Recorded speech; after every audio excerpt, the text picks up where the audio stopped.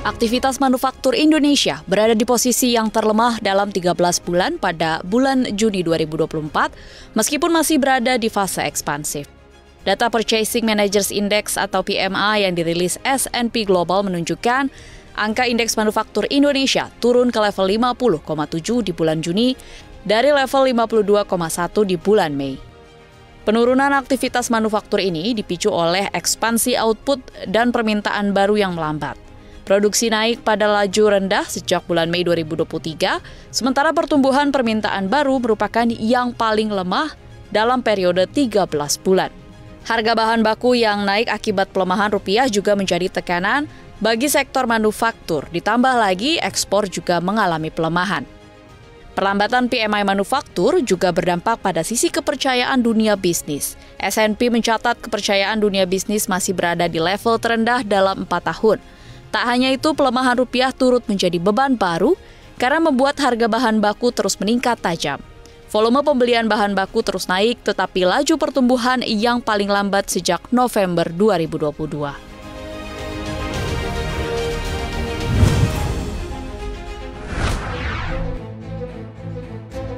Indeks harga konsumen bulan Juni kembali mengalami deflasi.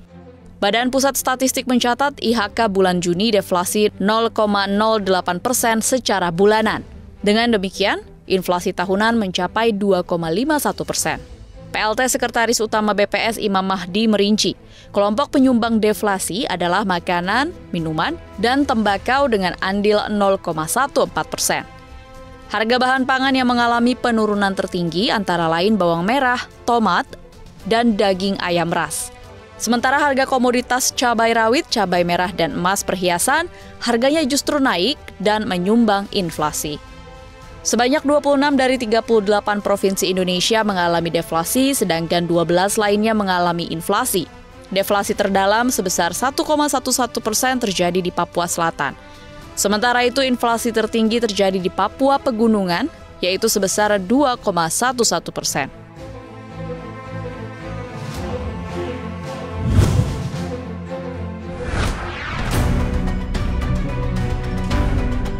Beberapa badan usaha penyedia bahan bakar minyak atau BBM di sejumlah SPBU resmi menurunkan harga produk BBM per 1 Juli 2024. SPBU milik Shell, BPAKR, dan Vivo menurunkan harga BBM-nya, sementara itu Pertamina masih menahan harga jual BBM, khususnya untuk jenis BBM non-subsidi. Seperti contohnya Shell, pada Juli 2024 ini, Shell menurunkan harga produk BBM jenis Shell Super menjadi Rp13.810 per liter dari yang sebelumnya Rp14.580 per liter. Begitu juga dengan SPBU BPAKR membandrol harga BP 92 di level Rp13.400 per liter. Hal senada dilakukan SPBU Vivo di mana pada periode bulan ini mematok harga Revo 92 menjadi Rp13.600 per liter.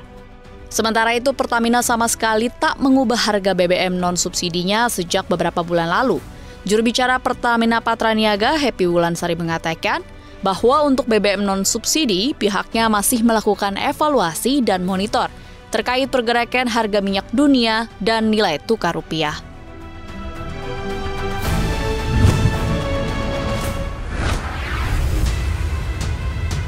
Rasio Gini Indonesia per Maret 2024 tercatat sebesar 0,379. Ini menandakan masih ada ketimpangan yang lebar antara orang kaya dan miskin di dalam negeri.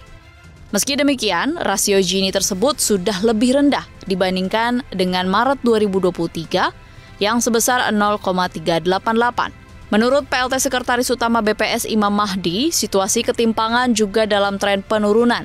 Bila dilihat berdasarkan wilayah, maka perkotaan merupakan area dengan ketimpangan tertinggi, yaitu 0,399. Pedesaan justru lebih rendah, yaitu 0,366. Sementara itu, jumlah penduduk miskin di Indonesia mencapai 9,03% atau sekitar 25,22 juta orang per Maret 2024.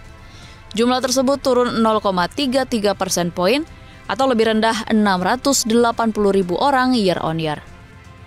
Imam menyebut penurunan tingkat kemiskinan lebih besar terjadi di pedesaan yakni 0,43 persen poin, dibandingkan di perkotaan yang hanya turun 0,2 persen poin. Imam Mahdi menyebutkan jumlah penduduk miskin terbesar di berbagai wilayah. Hanya saja memang mayoritas terkonsentrasi di Pulau Jawa.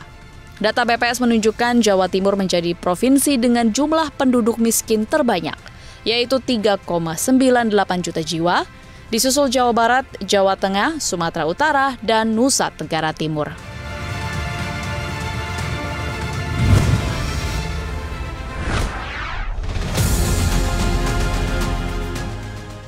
Pertumbuhan ekonomi Jepang terkontraksi lebih besar dari yang dilaporkan pada kuartal pertama 2024. Pemerintah memberikan pengumuman yang jarang terjadi dan tidak terjadwal.